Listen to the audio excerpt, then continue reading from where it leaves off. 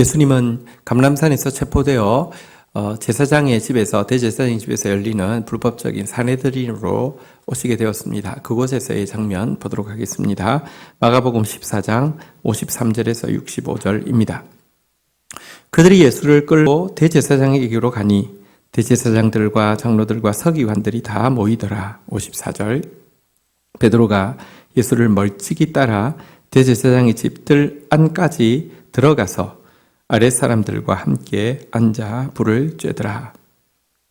자, 예수님은 이제 그 대제사장의 집에 끌려갔습니다. 왜냐고 하면 이곳에 대제사장들, 장로들, 서기관들 다 모여 있었기 때문에 그렇습니다. 이 모임은 산헤드린입니다. 이곳에서 예수님을 범죄자로 이렇게 단죄해서 이제 로마 총독에게 넘겨 죽이려고 모인 것입니다.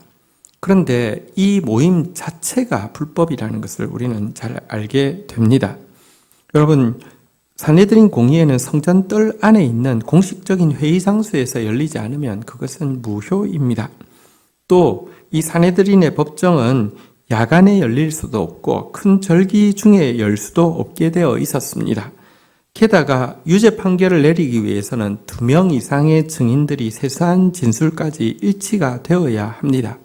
그것을 통해서 사형 선고가 내려지게 되었다 하더라도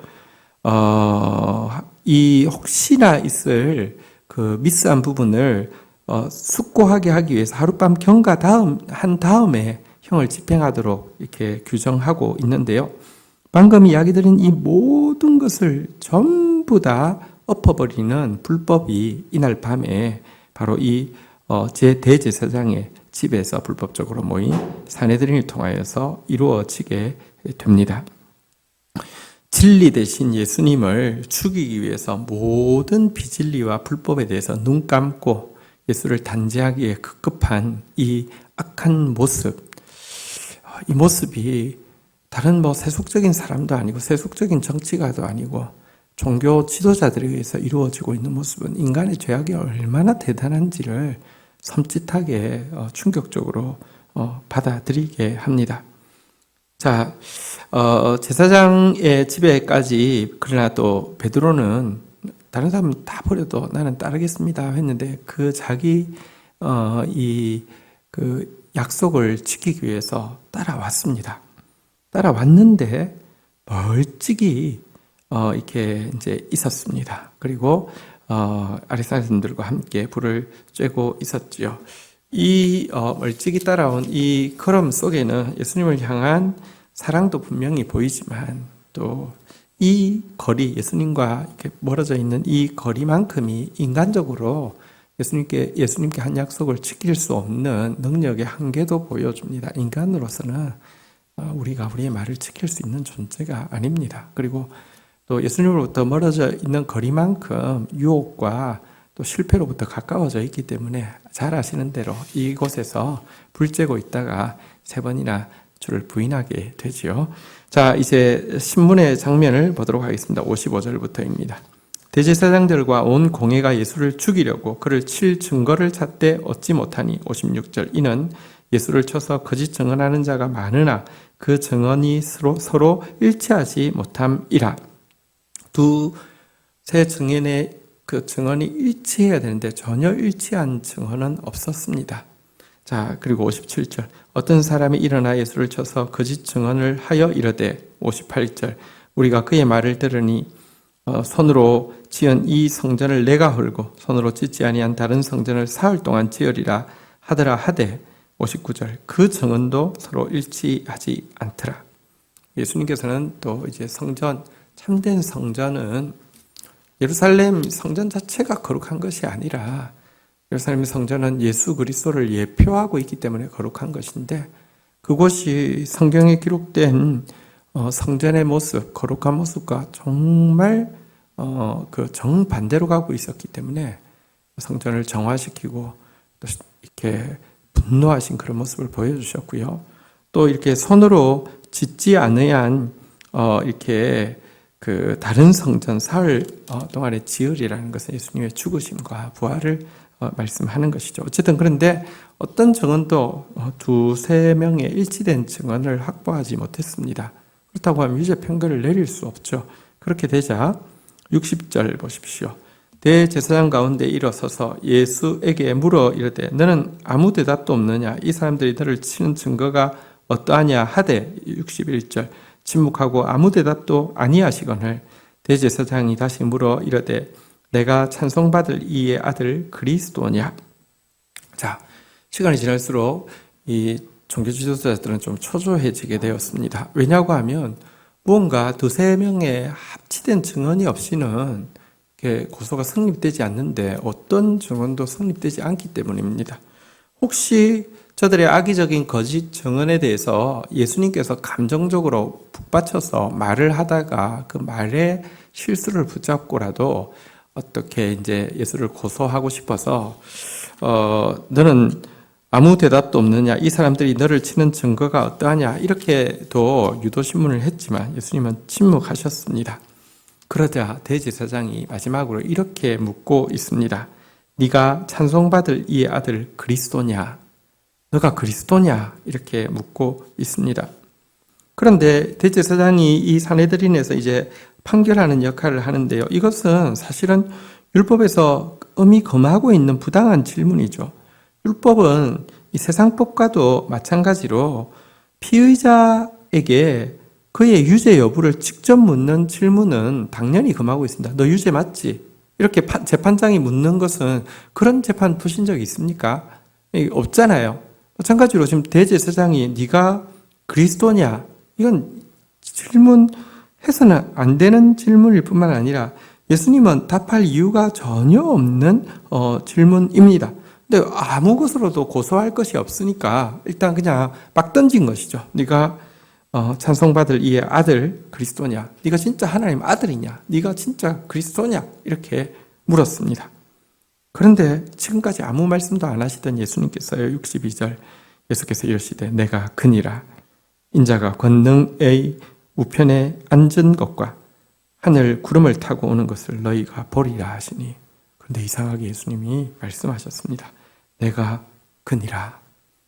당신께서 그리스도라고 선언하셨습니다. 그러면서 그들에게 인자가 전능자의 우편에 앉은 것과 그곳에서부터 구름을 타고 심판주로 오시는 것을 너희가 보게 될 것이다 라고 선언하셨습니다.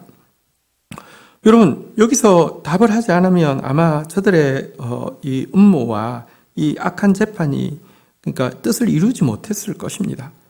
그런데요, 예수님 담대하게 내가 그라고 당신이 메시아라고 명확히 선언하셨습니다. 이제 당신은 당신의 대속의 사명을 감당할 때가 찼음을 알기 때문에 조금도 주저함 없이 이렇게 선언하신 것입니다. 그리고 거기에 덧붙여서 당신이 하나님 보좌 우편에 앉으실 그래서 장차 심판주로 오실 심판주임도 분명하게 선언했습니다. 이 선언 앞에서 대제사장과 거기에 있는 종교인들은 어떻게 반응했을까요? 63절입니다. 대제사장이 자기 옷을 찢으며 이르되 우리가 어찌 더 증인을 요구하리요? 64절 그 신성 모독하는 말을 너희가 들었도다. 너희는 어떻게 생각하였느냐 하니 그들이 다 예수를 사형에 해당하는 자로 정죄하고 65절 어떤 사람은 그에게 침을 뱉으며 그의 얼굴을 가리고 주먹으로 치며 이르되 선지자 노릇을 하라 하고 하인들은 손바닥으로 치더라.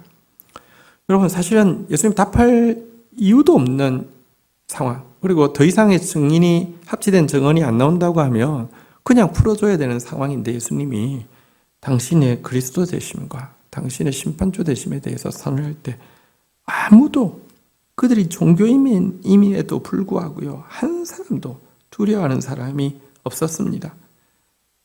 대제사장은 신성모독이라고 하면서 옷을 찢는 퍼포먼스를 했고요.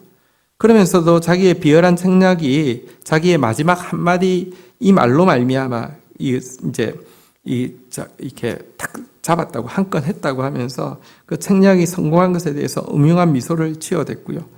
무리들은 진리의 예수께 예수의 진리로 말미암아 불편했던 자신들의 감정을 폭발시키면서 주먹을 치고 침을 뱉고 또 하인들도 거기에 덧붙어서 같이 손바닥으로 치고 하는 행동을 하게 되었습니다.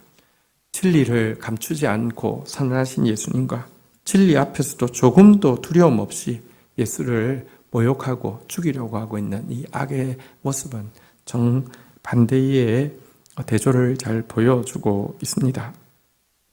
우리가 바로 이 무리 가운데 한 사람으로서 예수를 침뱉고 때리고 치고 하던 그런 존재임을 여러분 시간이 지나면 지날수록 알아가게 되는 과정이 또 신앙생활이고요. 그럼에도 불구하고 담대하게 진리를 선포하신 그 예수님의 진리가 우리를 이겨가는 것을 또 경험하는 것이 신앙생활입니다. 주신 말씀 붙잡고 기도하며 나가도록 하겠습니다. 하나님 아버지 감사합니다. 정말 불법한 사내들인의 그 재판이 하나님의 이름으로 모였고 또 그들의 방법으로는 무엇으로도 예수를 고소할 수 없게 되자 정말 말도 안 되는 질문을 하고 있지만 그러나 예수님께서 대속의 죽음의 시간이 다가온 것을 알고 밝히 진리를 선포하시고 또 하나님으로서 또 재림주로서 다시 오실 것을 명확하게 선포하는 모습을 보게 됩니다. 그럼에도 불구하고 조금도 두려워하지 않고 도리어 예수 때문에 불편했고 진리 때문에 거리꼈던 그들의 감정을 폭발시켜 침뱉고 얼굴을 주먹으로 치고 손바닥으로 때리는 이런 일들을 숨지 않고 있는 종교 지도자들의 모습을 봅니다. 우리가 신앙생활을 하며 신자로서 살아가고 있지만 우리 안에 이 같은 악한 모습이 있음을 고백합니다. 진리를 얼마나 모욕하고 진리를 얼마나 배척하고 진리를 얼마나 침뱉었는지 주님 하나님 앞에서 겸손하게 자신의 모습을 돌이키는 자 되어지게 하여 주옵소서. 과거에는 진리에 대한 포행자요 박해자요 핍박자로 살았다고 하면 이제는 진리에 순복하는 자로 진리를 사랑하는 자로 진리대로 살아내는 자로 우리가 바뀌어질 수 있도록 은혜를 더하여 주옵소서. 예수 그리스도의 이름으로 기도 올립니다. 아멘.